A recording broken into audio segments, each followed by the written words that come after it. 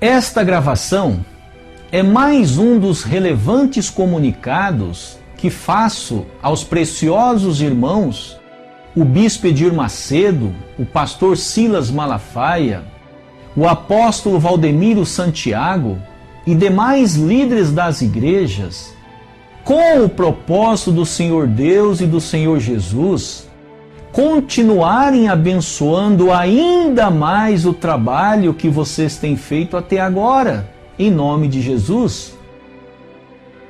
Bispo Edir Macedo, pastor Silas Malafaia, apóstolo Valdemiro Santiago e demais líderes das igrejas, vocês podem prosperar, crescer, ampliar ainda mais o número de fiéis, de membros em suas igrejas. Vocês estão perdendo uma histórica oportunidade que jamais se repetirá uma segunda vez. Este é o momento de vocês agarrarem com as duas mãos e dimensionarem de uma forma correta o efetivo crescimento e desenvolvimento de um gigantesco fundamento que vocês fizeram até agora. Lembrem-se que ninguém irá tirar o fundamento que vocês fizeram até agora. O fundamento é de vocês. Ninguém vai colocar a mão no fundamento de vocês. Pelo contrário, vocês poderão crescer e desenvolver ainda muito mais. Só precisam estabelecer uma condição: fazer a efetiva vontade de Jesus. O Senhor Jesus está encarecidamente pedindo a vocês há muito tempo: recebam a bênção do Cristo do segundo advento, como evidencia a profecia do próprio Jesus no Apocalipse 22:14. Felizes aqueles que lavam suas vestes no sangue do Cordeiro. Este Cordeiro mencionado no Apocalipse é o Cristo do segundo advento. Assim, após receberem a bênção do Cristo do segundo advento, como evidencia a profecia de Jesus no Apocalipse 19:7 e 8 e capítulo 22, versículo 14, vocês mesmos poderão conceder a bênção do Cristo do segundo advento para todos os fiéis de sua comunidade. Vocês mesmos poderão fazer isto. O que vocês estão esperando? Vocês utilizarão suas próprias igrejas, seus próprios templos, para abençoar ainda mais seus fiéis, todos os seus membros, toda a sua comunidade. Vocês mesmos continuarão sendo os líderes de sua comunidade.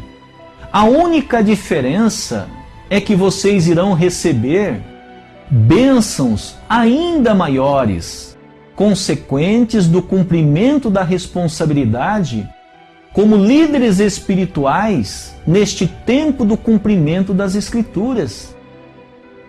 Por favor, me acompanhe com muita atenção mais esta gravação, que faço com o propósito de não cometer o crime da omissão com a verdade que conheço há cerca de 25 anos, e a mesma é aprovada em quase 200 países, por dezenas e dezenas de milhões de pessoas e renomados líderes do cristianismo e demais religiões do mundo inteiro. No Apocalipse capítulo 12, versículos 4 e 5, o Senhor Jesus profetizou que um varão nasceria de uma mulher e regeria as nações com a palavra de Deus. Este varão mencionado no livro do Apocalipse é o Cristo do segundo advento, profetizado por Jesus cerca de 98 anos após sua crucificação a João, seu servo, na ilha de Pátimos. Portanto, Jesus profetizou que o Cristo no segundo advento nasceria de uma mulher e seria um varão, seria um homem. Jesus estava profetizando e não relatando o seu próprio nascimento. Lembremos que o livro do Apocalipse é uma profecia. Profecia é uma previsão do que acontecerá no futuro, e não eventos que já aconteceram. E, portanto, Jesus estava profetizando os eventos que aconteceriam no futuro, no tempo do segundo advento, que são os dias atuais. E estamos vivendo substancialmente estes dias dos quais Jesus profetizou bem diante de nossos olhos. Em vista disto, no Apocalipse 12, versículos 4 e 5, Jesus profetizou que o varão que nasceria de uma mulher seria o Cristo em seu segundo advento. Jesus não estava mencionando o seu próprio nascimento. Jesus estava profetizando os eventos que aconteceriam no tempo do segundo advento. Vejamos agora no Apocalipse 10:11 uma outra profecia de Jesus. Importa que profetizes outra vez a muitos povos e nações e línguas e reis. Esta profecia também só poderia ser cumprida se o retorno de Cristo acontecesse fisicamente. Esta profecia jamais seria cumprida se o Cristo do segundo advento viesse de maneira sobrenatural, com as nuvens do céu, do espaço sideral, num piscar ou em 2 piscar, ou que seja em 3 piscar de olhos, para promover o arrebatamento literal. No Apocalipse, capítulo 1, versículo 7, a expressão vir com as nuvens do céu é simbólica e não literal. Agora, no mesmo capítulo e no mesmo versículo, há também a expressão todo olho verá. Significa que o retorno de Cristo será em corpo físico. Por esta razão, todo olho verá, porque o Cristo no segundo advento será em corpo físico. No Velho Testamento, o profeta Daniel, que viveu cerca de 700 anos antes de Jesus, também profetizou que Jesus viria com as nuvens. Evidência no livro Daniel, capítulo 7, versículo 13. Como foi que Jesus veio? Jesus nasceu de Maria em corpo físico. Também no Apocalipse, capítulo 5, verso 5, Jesus profetizou: eis que o leão da tribo de Judá, a raiz de Davi, venceu para abrir o livro e romper os 7 selos. Esta profecia de Jesus também só poderia ser realizada se o Cristo viesse fisicamente. No Apocalipse, capítulo 2, versículo 17, Jesus profetizou que o Cristo, no segundo advento, teria um novo nome. Também no Apocalipse 3,12, Jesus novamente profetizou que o Cristo em seu segundo advento teria um novo nome. Se é um novo nome, obviamente não será o Senhor Jesus, porém um outro varão com um novo nome. O retorno de Cristo será idêntico ao retorno do profeta Elias. Como foi a vinda do profeta Elias, que viveu cerca de 900 anos antes de Jesus? O profeta Elias não veio com as nuvens do céu. Jesus afirmou que o profeta Elias que o povo estava esperando era o profeta João Batista. Portanto, João Batista era um outro varão com um novo nome. Evidência em Mateus, capítulo 11, versículo de 13 a 15, que diz: pois todos os profetas e a lei profetizaram até João, e se quereis dar crédito, é este o Elias que havia de vir. Quem tem ouvidos, ouça. Enquanto os judeus esperavam Elias vir com as nuvens do céu, Jesus disse que Elias já tinha vindo e que era um outro varão, um outro homem, com um novo nome, chamado João Batista. Agora no Apocalipse, capítulo 19, versículos 7 e 8, Jesus novamente profetizou: regozijemo-nos e exultemos e demos-lhe a glória, porque são chegadas as bodas do Cordeiro, e já a sua noiva se preparou. E foi-lhe permitido vestir-se de linho fino, resplandecente e puro, pois o linho fino são as obras justas dos santos. E disse-me: escreve, bem-aventurados aqueles que são chamados à ceia das bodas do Cordeiro. Disse-me ainda: estas são as verdadeiras palavras de Deus. Jesus profetizou que no tempo do retorno de Cristo, a humanidade precisaria participar das bodas do Cordeiro para remover o pecado original. Vejamos uma outra profecia de Jesus no Apocalipse 22:14. Bem-aventurados aqueles que lavam as suas vestes no sangue do Cordeiro. Lavar as vestes no sangue do Cordeiro é remover o pecado original, que está inerente no corpo físico. Vejamos as evidências nas palavras do apóstolo Paulo, o qual deixou de maneira incontestável que o pecado original não pôde ser removido completamente pelo Senhor Jesus. Evidenciemos em Romanos 7, 22, 25 e Romanos capítulo 8, versículo 23. Porque segundo o homem interior tenho prazer na lei de Deus, mas vejo nos meus membros outra lei guerreando contra a lei do meu entendimento e me levando cativo à lei do pecado. Cativo à lei do pecado é a lei de Satanás. E essa lei de Satanás, o apóstolo Paulo estava se referindo ao pecado original.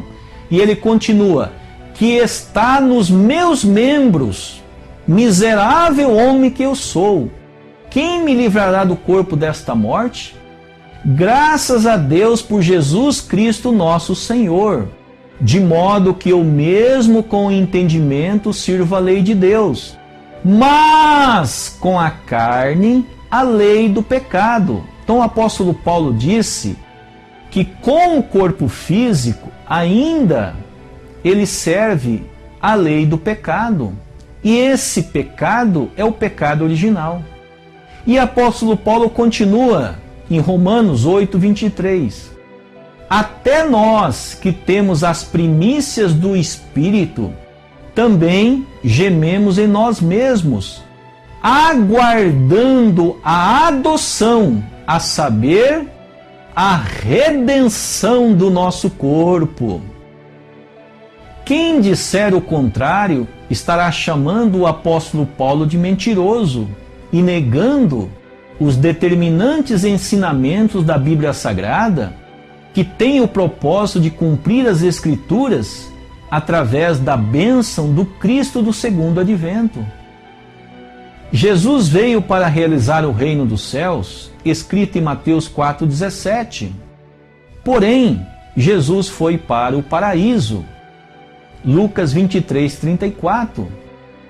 Jesus foi para o paraíso porque não pôde remover o pecado do corpo físico da humanidade, devido à crucificação de seu corpo físico, que continha a linhagem de Deus. Em síntese, Jesus não pôde realizar a cerimônia do enxerto da linhagem de Deus, como orientou Nicodemos, escrito em João capítulo 3, versículo 5.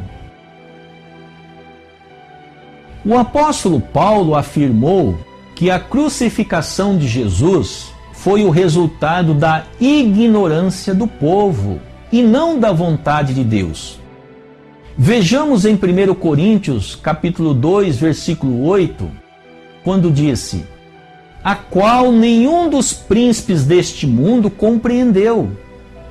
Nenhum dos príncipes compreendeu Jesus, porque se a tivessem compreendido, não teriam crucificado o Senhor da glória. Jesus não seria crucificado se ele tivesse sido compreendido. Os discípulos de Jesus também disseram que a crucificação de Jesus foi o resultado da traição e homicídio. Homicídio é assassinato. Vejamos em Atos 7,52. Agora vos tornastes traidores e homicidas. Quando Jesus estava pregado na cruz, Jesus disse: Pai, perdoa-lhes, porque não sabem o que fazem. Se Jesus pediu a Deus para perdoar, é porque o povo estava fazendo algo de errado e não a vontade de Deus. A conclusão é: se Jesus tivesse vindo para morrer na cruz, como são ensinadas nas igrejas, o próprio Jesus não teria pedido a Deus para perdoar o povo que o crucificou. Nem o apóstolo Paulo teria dito que a crucificação foi o resultado da ignorância do povo. E nem os discípulos, como Estevão, teria dito que foi traição e assassinato a crucificação de Jesus. Lembremos que depois da crucificação de Jesus, Israel e Roma declinaram, tiveram a sua queda. A queda do Império Romano. Tito, general romano, 70 anos após a crucificação de Jesus, sitiou a cidade de Jerusalém e matou um gigantesco número de judeus. Na Segunda Guerra Mundial, Adolf Hitler comandou o extermínio da raça judaica com mais de 6 milhões de mortes. E lembrando que as tragédias na vida humana se intensificaram cada vez mais até os dias atuais.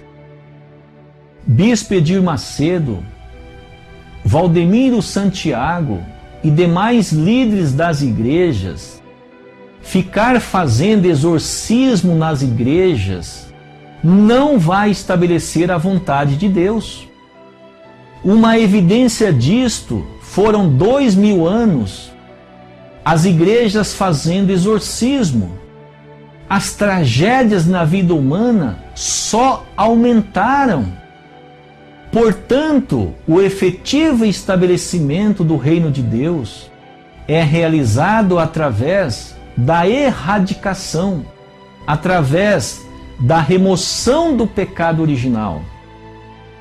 É importante concluir mais esta gravação e deixar claro, deixar evidente que sem remover o pecado original, que é a raiz, que é a causa de todos os males, de todas as doenças, de todas as violências, de todas as guerras, de todos os sofrimentos e uma infinidade de males na vida humana em nível mundial, o tão esperado reino de Deus não poderá ser erradicado, a menos que seja removido a raiz de todos esses males, que é o pecado original.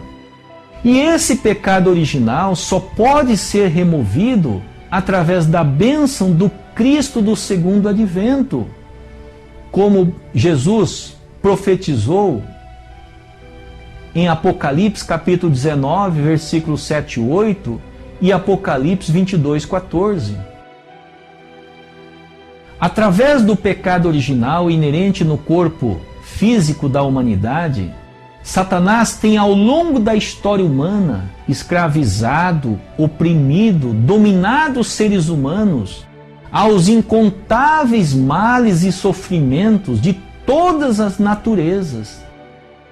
Portanto, preciosos irmãos, Bispo Edir Macedo, Pastor Silas Malafaia, Apóstolo Valdemiro Santiago, R. Soares, o Padre Marcelo Rossi, o Papa Francisco e demais líderes, por favor, recebam a bênção do Cristo do segundo advento e depois vocês mesmos poderão abençoar todos os seus fiéis, todos os seus membros, todas as famílias de sua comunidade, em suas próprias igrejas, em seus próprios templos, construídos para esta sagrada finalidade, que é promover a tão desejada esperança e a vontade milenar do Senhor Deus e do Senhor Jesus.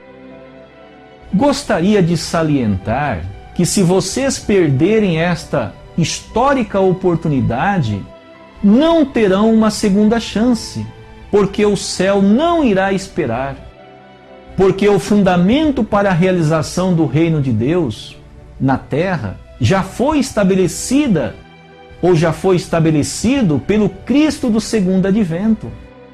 Agora vocês só precisam utilizar este fundamento do Cristo do segundo advento e abençoar todos os membros de suas igrejas. Assim, chegamos ao final de mais uma gravação e novamente agradeço de todo o coração a preciosa atenção de todos vocês, meus queridos irmãos, Bispo Edir Macedo, Pastor Silas Malafaia, Apóstolo Valdemiro Santiago, Papa Francisco, e os convido para maiores informações visitarem nossos sites cosmopublicações.com.br ou o vídeo.cosmopublicações.com.br. Doravante que o Senhor Deus e o Senhor Jesus os abençoe, agora e sempre. Muitíssimo obrigado, mais uma vez, pela sua preciosa e relevante atenção.